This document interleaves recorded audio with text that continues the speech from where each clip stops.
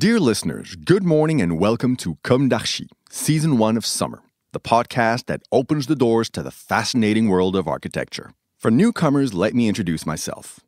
I'm the spokesperson of Anne-Charlotte Despons, PhD in History of Architecture, published author, head of a communication and development agency based in Paris, France, dedicated to architecture.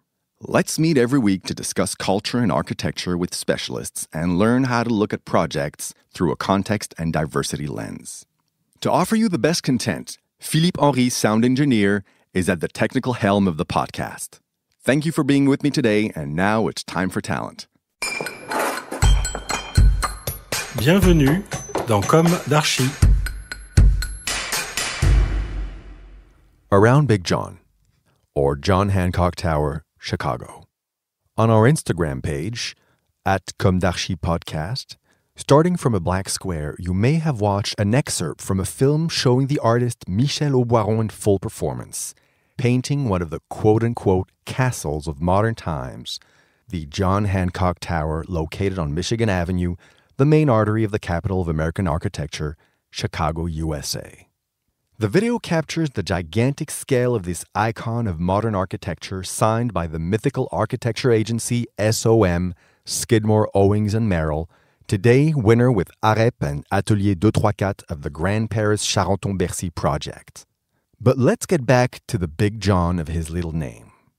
Delivered in 1969 and having taken part in the world's race for the tallest skyscrapers, after the Empire State Building and before the World Trade Center, itself quickly destroyed by the Sears Tower, Big John is 344 meters tall and is today among the top 40 tallest buildings in the world.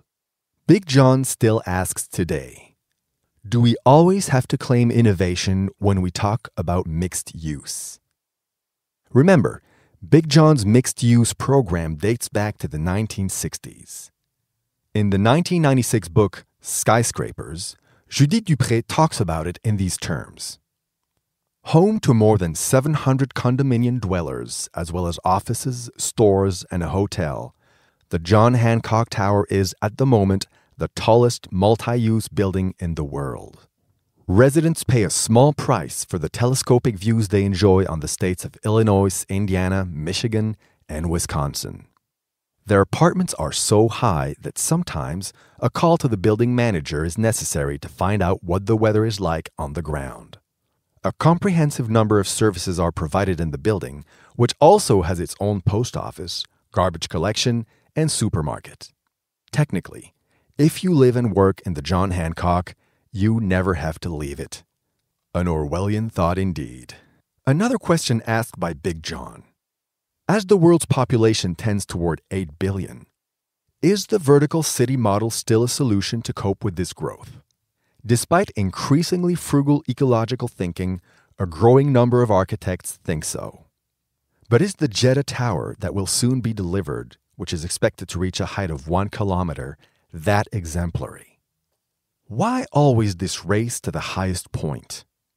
Fortunately, the ecological transition is taking over the model of the tower, tempering its spirit of power while developing ecological virtues, wooden structure, hanging gardens, energy autonomy, etc. We will undoubtedly talk about it again in a while in the light of a well-eroded use. The last concern raised by Big John, artificial intelligence and advances in construction technology have enabled his remarkable edification. To quote Judith Dupré again, the Hancock's tubular structural system, as well as the Sears Towers one, was conceived by the late Fazlur Khan from SOM Agency, a pioneer at engineering tall building construction. By the 1960s, computers made it possible to study new and different structural systems. The new software, combined with the development of high-grade steel and fusion-welded sections, made it possible for Khan to design structures that could resist the sideward force of the wind and the downward pull of gravity more effectively because they were absorbed by all 3 dimensions of the building. Today, the parametric takes over from the constructive performance. Nevertheless, how far is man capable of going without running to his doom? Bertrand Lemoine, in his article published in Archistorm number 102, I quote, "The process with BIM may seem to move away from creation in the traditional sense. However, it retains its essential components, namely culture, know-how, invention, critical questioning, and materialization. It is up to architects to defend these prerogatives. It is up to the clients to understand their usefulness and complexity in their own interest if they want to survive as such. Certainly, and in the image of Big John, in the light of its historical context, this new field of possibilities multiplied by the big data must today open up an exploratory dimension that is out of the ordinary and reasoned, taking into account the ecological aspirations of a vast section of the population. To our pencils?